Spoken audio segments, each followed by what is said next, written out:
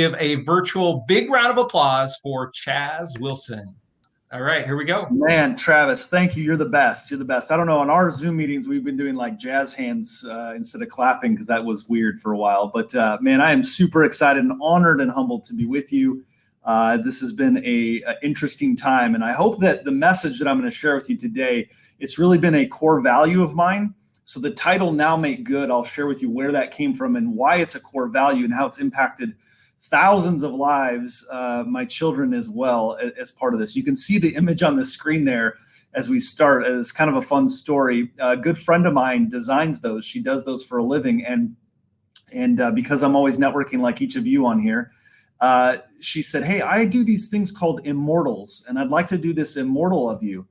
And I had no idea what that meant. I had not seen really maybe one example. And she said, don't worry, I'll do it. And she sent it over to me. And I got the email. I opened this up. And I thought it was one of the coolest things I'd ever seen. And I was there, and one of my twins that are 10 years old looks at it, and he says, Dad, it's perfect. It's just like you with a big head. And I thought, oh boy, that's what kids, they tell the truth, they're honest, and so forth. So anyway, I love this photo because it tells a lot about, the fact that I'm trying to serve the entrepreneur community. And you can see there on the left-hand side, my right hand on there, the Now Make Good book, which was my second book. And this really is a core value of mine, as I said. And I think by the time we're done here, it'll resonate with you, an entrepreneurial-minded and networking community. But it really starts for me years ago, right after high school. In fact, I see a ton of people on here from Minnesota, which is near and dear to my heart. I grew up in Minnesota. My wife and I spent 15 years there. I know we have people from all over the world. We currently live in Texas right now. But right after high school in Minnesota, I decided, I played a year of football in college, and I just had come across a few mentors in my life who had really kind of guided me and put some core input into my life and said, before you go out and you go take from the world, you should spend some time serving the world. And that was a phrase that just really burned deep inside of me. And so I spent some time, and I went out and I volunteered to spend some service work on an Indian reservation. Now, if you can imagine me in a hot, sunny Indian reservation, my white, pale skin, I stuck out like a sore thumb, and I didn't fit in real well. It was just tough work, tougher than I thought. And pretty quickly into it, I was homesick. This was tougher work than I thought. And I went to my mentor at that time, who was leading this work. And I went into his office. He stood about 6'3", size 15 shoe, big presence, a big man. And I sat across the desk from him, and I said, look, I'm all out. I can't do this anymore. I know I just got here. I know, like, this is hard work, et cetera. And I thought he'd have more empathy and sympathy for me in that moment. But that was a pivotal moment for me, and it forever changed my life. He sat across that desk. He looked me in the eyes, crossed his arms, and he said one phrase. And he said, I'm about to tell you something, and I hope you burn it in your heart and in your mind for the rest of your life. And he said this phrase to me: you hired up for a tough guy, now make good. And I was like, I don't even know if I know exactly what that means, but what he was basically saying was, look, you volunteered to be here. You committed your time. You gave your word. You signed up. You went through the whole process. Now make good. And I left that. I mean, maybe each of you had that in your life where somebody said something to you where it shook you to the core. And as a young adult, like, that phrase shook me to the core. And it has stuck with me and been a mantra of mine to always follow through on what I agree to do. And I'll talk about agreements in a minute, but it is always what I agreed to do. And to now make good on the commitments that I make. Well, the fun part was I have had this as a core value, and I've always had a dream to write about this and how this core value has served me well. And I was able to, 2 years ago, publish the book, Now Make Good. And all of us who had kind of served on this Indian reservation and this area and around, we were able to get together for a 20-year, which was hard to believe, a 20-year reunion. I was able to see my mentor, and I was able to present him with a copy of Now Make Good. And so this is a picture of me presenting him. Of course, we're both much older now, but it was just a sweet time for me to be able to present him. We were both choked up this phrase that has meant so much. I mean, I even wear a wristband that says now make good. That's how much my kids do, how much this has meant. And where the formula for this all starts is it really comes down to 4 parts that I'll lay out here for you, and then how it all circles together. You know, all of this starts with our thoughts, the way that we think, right? I had a mindset, and I've taken this mindset that when I have to protect my mindset, because really now make good becomes a formula for my development, my personal development, and my leadership, right? And what I've understood over times is that I could be really successful in business, and sometimes my success in business takes me to a level that my own leadership and personal development could no longer keep me at. Meaning I was successful in sales. I was winning in business, but I had not grown personally and professionally enough to keep me there. And so I self-sabotaged, I made mistakes, etc. I lay it out, right? Thoughts, actions, habits, results. Many of you have heard this. This was kind of the framework for it, for my own personal development path, right? How do I get my thoughts correct? That if I've committed to doing something and I've committed to this process, that I go all in on it, right? I have a mindset of now make good. It is not just a mindset. Now it shows up in my actions. So for instance, many people who work with me in our businesses, we have over 30 companies. One of the things that we do is we have a mindset and a core value that we now make good, which means what's the mindset to it? How does that show up in our actions? Then that turns into habits, right? Some sort of 66 days to that habit. And then that gives me results. And it's interesting that people nowadays sometimes think results don't matter, but results matter, right? That's why even when we set goals, we actually call them promises, because words matter and results matter. So I promise to do something, right? Try saying you promise to a child and then not deliver, and then you'll know the power of the word promise, okay? So we set promises, those then become the results, and we work backwards. What's the habit? What's the daily habit and the action that I need to do to reach that result? And then how do I protect the thoughts that help get me there, right? And so as I have this formula and as I look at this, what I understand to be true and very, very powerful is that all of this is encompassed by agreements. Let me tell you what I mean by that. In life, and especially if you have a significant other in your life, I'll use that as an example in a second, you'll see what I mean. But in life, many times we set expectations around this, right? Around the way we're thinking or the actions that we do or the habits or the results that we want. And we put expectations on others. See, if you understand this, that then an expectation is really my expectation of you, even though it's not your expectation. And so sometimes in our leadership development and this core value, expectations become dangerous. And I'll tell you what I mean. For a long time, I found out that my wife had an expectation that when I got out of bed, I would make the bed. I don't know where that came from, but that was just the expectation she had.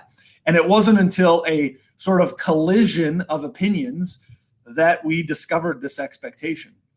And it was interesting that when I had an expectation, if she was the last out of bed, she would make the bed, right? And what I understood to be true is that the moment we agreed and made an agreement, hey, it's not like a written agreement, just a formal agreement. Hey, can we just agree that the last one out of bed, right? We changed the way we thought, the action, the habit, the result became different. That can we just agree that the last one out of bed makes the bed? And so first of all, this is why I love this one, because I'm an early riser, she's not. So most of the time, she ends up making the bed. However, here's the interesting thing. During school, when our kids were going to school, not the virtual school, but when they were going to school, the interesting thing was I would go to the gym or help run my boys to school, and I would come back and I would say, gosh, shoot, she didn't make the bed. She was the last one out, but she didn't make the bed. Now my mindset, right? My thoughts changed. My thoughts changed because we had this agreement around it. And I went, you know what? She probably was busy. Probably one of the kids had an issue this morning. And so, you know what? I'll make the bed for her. And I'm just using this as a very, very simple example of how it's so easy to put expectations on other people, and they're your expectations. But when you have agreements, it becomes clear and you can sort through that. And so the reason I bring up agreements in this short time I have with you is that agreements encompass all of the thoughts, actions, and habits. Your agreements with yourself, there are agreements with those around you. There are agreements you might have in a higher power with you and God or whatever it is. Like, what is the agreement you have that you work on? And those drive all the thoughts, the actions, the habits, and results. And then what supports all of that is the commitment to make good on that. I'll give you a last example on this, right? What's interesting is when I started my business just about 10 years ago, I had just come out of another business failing. If you think about, when I say another business, but a different business, really was struggling in that time. 2009, 2010, it hit hard. I was leveraged in real estate, mortgage company, title. The burden was heavy. And so to leave that and to start another business was like pretty tough. And for my wife to support that was even more amazing. And so we start this business, and along that time, what I didn't tell you is at home, we had a boy, a girl, and a boy. And my wife was a labor delivery nurse. And she'd come to me and said, I have this feeling we're supposed to have a girl. And I'm like, first of all, I don't argue with my wife when she has that kind of a feeling. I'm like, okay.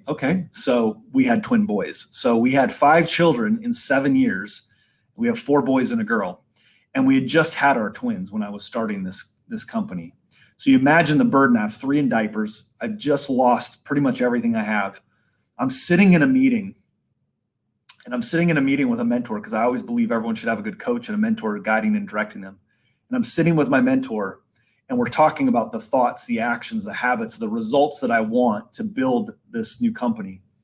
And I get a phone call, and I get a text message from my wife. Now, to be fair, my wife, she knew how important this meeting was. And so it was a little surprising to me. She was calling. I was like, man, I can't believe she's calling during this meeting. It's got to be important. So I excused myself from my mentor, Dave, and I walked outside, and I called her. I said, hon, what's going on? She said, oh, I'm so sorry to bother you. I'm at the grocery store, and I've got the 3 babies because our next youngest was like 18 months. And she said, I have all the food sitting on the counter, and the card's not working. And if you've ever been in that situation, I know more and more people right now are in that situation, but that pit in my stomach as I logged in online, I hung up, I logged in online, and I saw, I'll never forget the visual in my eyes of having $27 in my bank account.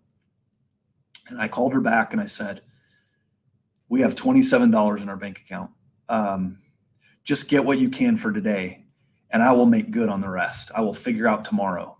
And I walked back in that room with my mentor. So you got to imagine, I've got out in the parking lot on a phone call with my wife.